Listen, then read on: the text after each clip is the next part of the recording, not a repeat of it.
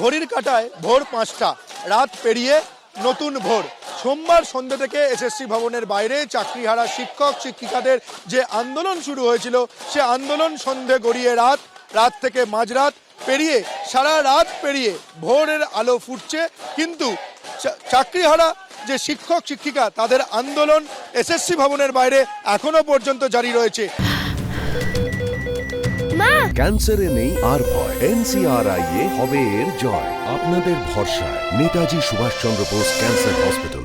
সারা রাত ধরে আমরা দেখেছি এসএসসি ভবনের বাইরে ঠিক এভাবেই চাকরিহারা শিক্ষক শিক্ষিকাদের স্লোগান শাউটিং অনবরত এখানে তারা করে গেছেন এবং স্লোগান শাউটিংয়ে মুখরিত এই এসএসসি ভবন চত্বর। এবং যেটা আমরা জানতে পারছি, এসএসসি ভবনের ভেতরে এসএসসি চেয়ারম্যান এবং এসএসসির অন্যান্য যারা আধিকারিক রয়েছেন তারা ভেতরেই আটকে রয়েছেন। এসএসসি চেয়ারম্যান সহ অন্যরা এসএসসি ভবনের বাইরে বেরোতে পারেননি।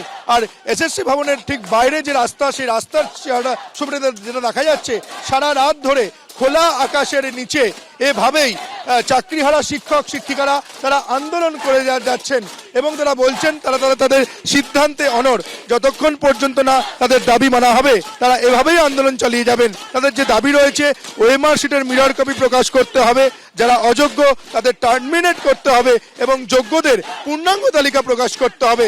যতক্ষণ পর্যন্ত না এই দাবি মানা হচ্ছে ততক্ষণ পর্যন্ত তারা এভাবেই আন্দোলন চালিয়ে যাবেন।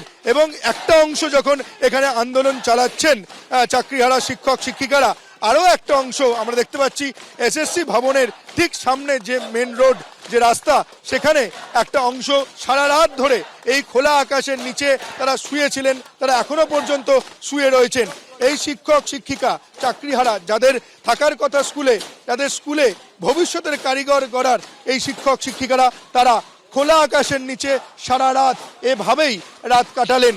এই ছবিটাই ক্যামেরা ধরা পড়ছে, ক্যামেরা পার্সন শান্তনু দত্ত সেই ছবি দেখাচ্ছে যে চাকরিহারা শিক্ষক শিক্ষিকারা তারা এভাবেই এসএসসি ভবনের সামনে খোলা আকাশের নিচে রাস্তার ওপর শুয়ে তারা রাত কাটালেন। একটা বড় অংশ, যতদূর পর্যন্ত এই রাস্তায় চোখ যাচ্ছে দেখতে পাওয়া যাচ্ছে যে চাকরিহারা শিক্ষক শিক্ষিকাদের ভিড়, তারা রাস্তার মধ্যে কেউ শুয়ে রয়েছেন, কেউ বসে রয়েছেন।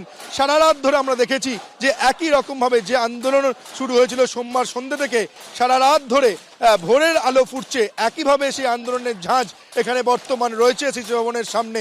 এখানে আমরা দেখেছি যে বিধাননগর পুলিশ কমিশনের তরফে একটা বিশাল পুলিশ ফোর্স, এসএসসির যে দুটো গেট, সেই গেটের সামনে পুলিশ মোতায়েন রয়েছে। ডিসি অনিশ সরকার তিনি দীর্ঘক্ষণ এখানে ছিলেন সোমবার রাত পর্যন্ত, তারপর তিনি এখান থেকে বেরিয়ে যান অনিশ সরকার।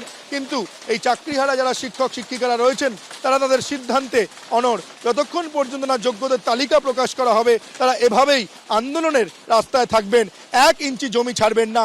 তারা বলছেন যে এটা তাদের কাছে final match, do or die ম্যাচের সমান। ফলে কোনোভাবে তারা আন্দোলনের রাস্তা থেকে হাঁটবেন না যতদিন পর্যন্ত না তারা চাকরি ফিরে পাচ্ছেন।